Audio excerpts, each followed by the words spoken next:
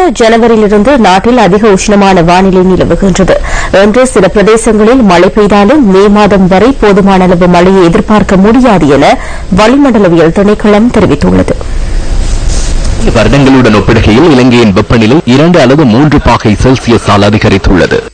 வழக்கத்துக்கு மாறாக இம்முறை மார்ச் மாதத்தில் மிக கூடுதலான வெப்பநிலை காணப்படுவதை அவதானிக்கலாம். சர்வதேச ரீதியாக உலகினுடைய வளிமண்டலத்தில் ஏற்படுகின்ற வெப்பநிலை அதிகரிப்பு பச்சை வீட்டு வாயுக்களின் காரணமாக, மனித செயற்பாடுகளின் காரணமாக, கார்பன் டை ஆக்சைடு, மெதேன் போன்ற வாயுக்களில் ஏற்பட்ட அதிகரிப்பு, இந்த எல்னினோவினுடைய தாக்கத்தின் காரணமாக, என்சோவினுடைய தாக்கத்தின் காரணமாக ஏற்படுகின்ற மாற்றங்கள் என பல்வேறு வகையான காரணிகளும் இணைந்து இந்த மாதத்தினுடைய வெப்பநிலையை மிக உயர்வாக அதிகரித்திருக்கின்றன. குறிப்பாக உலகினுடைய சராசரி கடல் மேற்பரப்பு வெப்பநிலை சராசரியிலும் பார்க்க மிக அதிகமாக +1.35 பாகை செல்சியஸாக என்றும் இல்லாதவாறு, உதாரணமாக 1951 தொடக்கம் 80ஆம் ஆண்டு கால சராசரியிலும் பார்க்க மிக உயர்வாக காணப்பட்டிருக்கின்ற தன்மை புலப்படுகின்றது. எனவே அடுத்து வருகின்ற மாதமும் இந்த காலநிலை போக்கு மிக உயர்வான வெப்பநிலை கொண்டதாக காணப்படும்.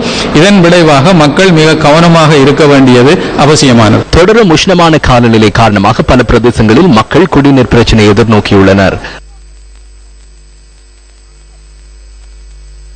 நீர்மின் உற்பத்தி தற்போது 18% மட்டுப்படுத்தப்பட்டுள்ளது. நீர்த்தக்கங்களின் நீர்மட்டம் 40% குறைவாகவே காணப்படுகிறது.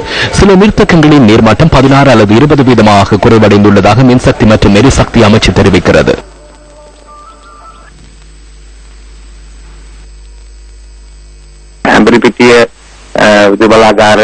அம்பலப்பிட்டிய புத்தளம் மற்றும் மாத்தறை மின் உற்பத்தி நிலையங்களில் நாம் செயற்படுத்தாத தனியார் பிரிவுகள் உள்ளன.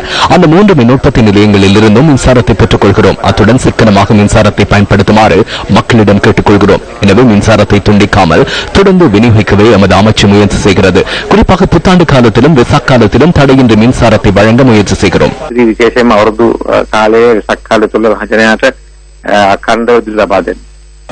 இதேவேளை இன்று சில பிரதேசங்களில் மழை பெய்துள்ளது. இன்று பிற்பகல் 3:30 வரையான 24 மணித்தியாலத்தில் நுவரெலியா மாவட்டத்திற்கு அதிக மழை வீழ்ச்சி கிடைத்துள்ளது. குறித்த காலப்பகுதியில் அங்கு 38.6 மில்லிமீட்டர் மழை வீழ்ச்சி பதிவாகியுள்ளது.